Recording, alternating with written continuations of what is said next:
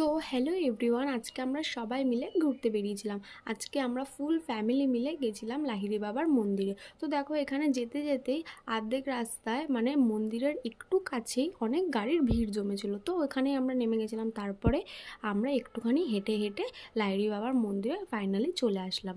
আর দেখো, এখানে আমরা তারপরে ঢুকেও গেছিলাম। আর আজকে গাইস এত গরম ছিল যে কি বলবো, আমার তো খুব গরম লাগছিল।